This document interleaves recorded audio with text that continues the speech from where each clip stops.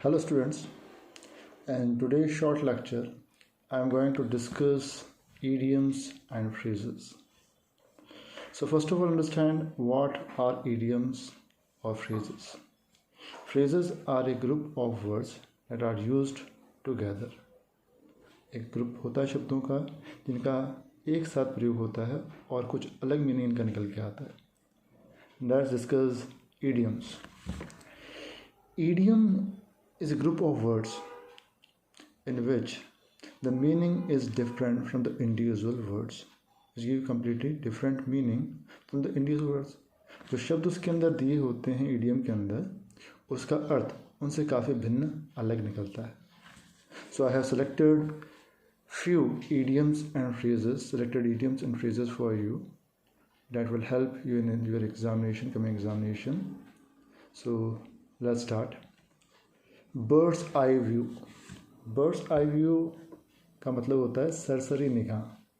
जब हम किताब को किसी को देखते हैं, पन्ने पलटते हैं, हल्का हल्का देखते रहते हैं, कोई भी ऐसी चीज़ हो जिसको हम गहनता से दिल नहीं करते हैं, तो ऐसे केस में हम यूज़ करते हैं birds eye view. Black ship, SHEEP, black ship means नीच व्यक्ति, a cruel person or a villain, a bad person. Dark horse, छुपा रुस्तम होना. हम कहते हैं ना ये आदमी तो छुपा रुस्तम है, इसके अंदर दिखाता नहीं है लेकिन इसके अंदर इतनी क्वालिटीज़ हैं, छुपा हुआ रुस्तम है. तो हम इंग्लिश में इसके लिए क्या टर्म यूज़ करते हैं, इडियम क्या उनसे यूज़ करते हैं, dark horse. Then another idiom is fool's paradise, मन के लड्डू. कई आदमी क्या होते हैं, मन में सोचते रहते हैं ऐसा हो जाएगा, वैसा हो जाएगा, वैसा हो जाए, कैसा हो, कुछ करना कुछ नहीं चाहते लेकिन मन में सोच लिया और बहुत कुछ हो गया, मन में किला बन गया. तो ऐसे कंडीशन में ऐसे लोगों के लिए क्या यूज़ करते हैं, फूल्स पैराडाइज. अंदर के अंदर ही स्वर्ग बना लिया मन के अंदर, एंड रियलिटी में कुछ भी नहीं है. Then French leave, LEAVE, French leave. ऐसी छुट्टी जिसकी आपने सूचना नहीं दी हो या जिसकी आपको अनुमति ना मिली हो. A leave for which you have not granted the leave, ungranted leave, बिना सूचना के, without information. A leave without information. Give a piece of mind मतलब कोसना, आप किसी को कोसो. फिर है ग्रीन रूम, अभिनेता का वेशभूषा बदलने का कमरा होता है, in which the actors are use to dress up और change their clothes, like wear the clothes like actor और विलन और something like that. So such rooms are called green room. Hard nut to crack, hard nut NUT, nut to crack, CRACK, टेढ़ी खीर होना. कोई काम बड़ा मुश्किल होता है तो हम हिंदी में बोलते हैं ना, तो बड़ा टेढ़ी खीर है, बड़ा मुश्किल काम है. तो इंग्लिश में उसके लिए क्या बोलते हैं, it's a hard nut to crack. Nut मतलब होता है कोई जैसे काजू के ऊपर छिलका होता है, वो उसे नट बोलते हैं हम. तो कोई भी ऐसे हार्ड सरफेस है या अखरोट है उसको तोड़ना मुश्किल होता है, तो इसीलिए इंग्लिश में भी बोलते हैं इसको ये हार्ड नट टू क्रैक, मतलब टेढ़ी खीर होना, बहुत मुश्किल काम होना, very difficult work. Hit the nail on the head, सही समय पे सही काम करना, सही समय पे सही बात बोलना. Hit the nail on the head, nail NAIL. जैसे कील होती है, हम दीवार में ठोकते हैं उसको, तो उसमें डर रहता है कि आपके अंगूठे पे लग जाए, आपकी उंगली में चोट लग जाए. तो सही तरीका क्या है कील को ठोकने का, कि उसके हेड पे, उसके मुंह पे चोट की जाए, तो कील सही तरीके से दीवार के अंदर जाएगी. या हम लकड़ी में ठोक रहे हैं तो उस लकड़ी के अंदर वो ठीक से जाएगी. तो उसी से जुड़ा हुआ है कि सही समय पे हम सही काम करें, सही समय पे हम सही बात करें. तो इसके लिए इंग्लिश में इडियम है hit the nail on the head. Infix, infix मतलब होता है घबराहट होना. आप जो हड़बड़ा जाओ, आपको समझ में नहीं आए क्या करना है क्या नहीं करना है, आपको एक काम आते हुए आपसे गलती हो जाए, तो उसके लिए बोलते हैं इनफिक्स. मतलब परेशानी में हो, घबरा जा रहे हो, आपका अपने आप पे कंट्रोल नहीं है. द निक ऑफ टाइम, ठीक समय पे, बिल्कुल राइट मोमेंट पे आपने कोई काम कर दिया हो, कोई बिल्कुल राइट मोमेंट पे आपको कोई बात याद आ गई हो, तो ऐसे केस में इडियम यूज होता है in the nick of time, NICK, in the nick of time.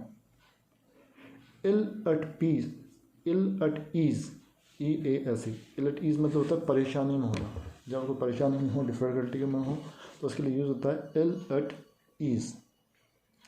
Next idiom है जो मैंने आपके लिए सेलेक्ट किया है, इन ब्लैक एंड वाइट, मतलब लिखित में होना। कोई काम ऑन पेपर में हो, लिखित में हो आपके लिए, तो उसके लिए बोलते हैं इन ब्लैक एंड वाइट। समझे ना भाई, ब्लैक एंड वाइट में दो मुझे, तो मीन्स रिटन में दो, लिखित में दो मुझे।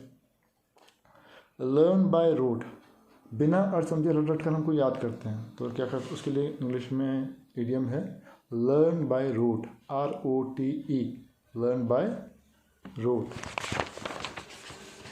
तो उसके बाद मैंने आपके लिए छाटा है अलग से, निप इन द बर्ड, आरंभ में ही नष्ट कर देना।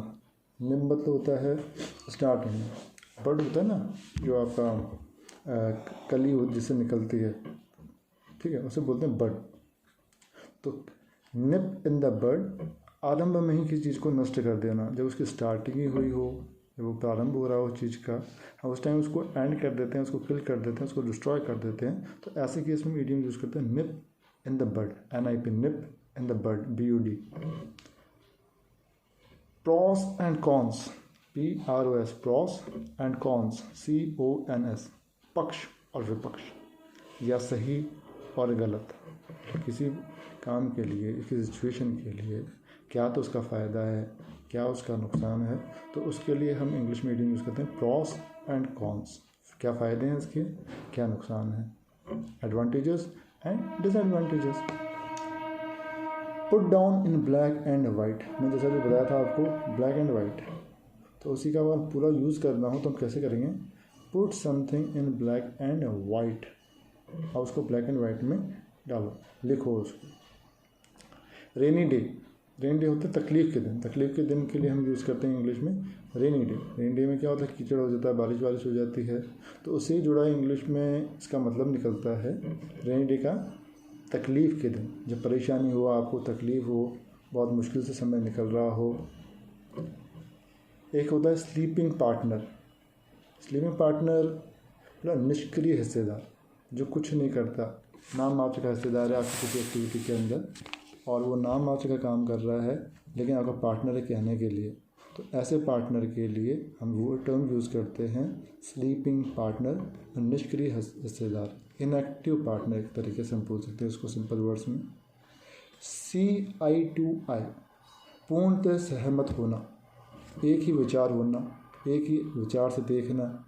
CI2I मतलब आप किसका विचार किसी और से बिल्कुल मिलता जुलता हो, या आपके विचार बिल्कुल जो दूसरा आदमी कह रहा है उसके विचार से मिलते हों, तो हम टर्म यूज़ करते हैं CI2I।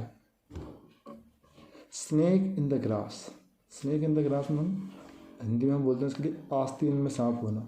आपको कोई दोस्त है और वो दोस्त ही आपका सबसे बड़ा दुश्मन है, वो आपको सब सारी कमज़ोरी जानता है, सारी रियलिटी जानता है, वो आपकी सारी सिचुएशंस का फ़ायदा उठा सकता है। तो ऐसे दोस्त के लिए, ऐसे रिश्तेदार के लिए, ऐसे क्लोज व्यक्ति के लिए इंग्लिश में टर्म होती है स्नेक इन द ग्रास। फिर मैंने आपके लिए कुछ और भी इडियम्स अप्रोच देखे। To the last farthing, पैसा पैसा करके। 3 आवर्स, 3 आवर्स का मतलब होता है पढ़ना, लिखना और गणित, read, right and mathematics. White elephant, ये संपत्ति से लाभ के बदले हानि। वाइट एलिफेंट है, अलग अपने आप में अलग हाथी होता है।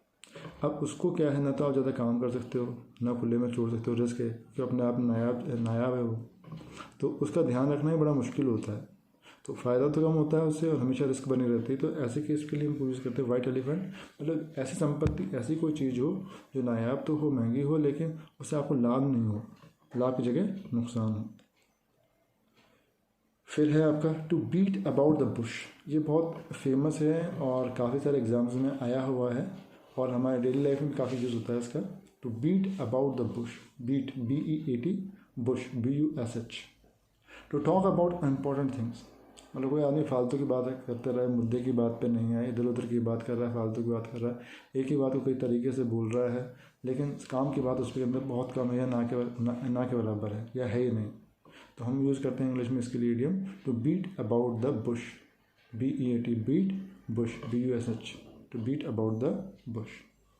ए blue book, a government report, government का रिपोर्ट आई हुई है भाई किसी फील्ड के अंदर ये काम हो रहा है या ये काम हमने किया है, या कोई भी इस तरह की रिपोर्ट है, तो उसके लिए हम बोलते हैं द ब्लू बुक। इसके अलावा मैंने आपके लिए कुछ और सेलेक्ट किया है, the brown study. The brown study मतलब ड्रीमिंग, जब आप सपने देख रहे हों, उसको सोच रहे हों, मन के अंदर ही कुछ कहानी बना रहे हों, तो ऐसी स्टडी को, इसको ऐसी सिचुएशन के लिए हम यूज़ करते हैं द ब्राउन स्टडी। मतलब धुंधला धुंधला है सब कुछ, ड्रीमिंग, आपको साफ समझ में नहीं आ रहा। जब हम सपना देखते हैं तो क्या होता है, सुबह उठते हैं हमको कुछ याद नहीं होता कि क्या हुआ रात के अंदर, क्या सपना था, कौन सा व्यक्ति क्या कर रहा था उसके अंदर, बस एक धुंधली धुंधली सी याद रहती है हमको। तो इंग्लिश में इडियम इसके लिए the brown study. To beggar description, beyond description, मतलब जिसकी आप व्याख्या ही नहीं कर सकते, जिसको आप ज़्यादा समझा नहीं सकते। ऐसी सिचुएशन के लिए, ऐसे व्यक्ति के लिए, इस तरह के डिस्क्रिप्शन के लिए हम क्या बोलते हैं, टू बैगर डिस्क्रिप्शन। बैगर मतलब क्या था, जो मांगता है।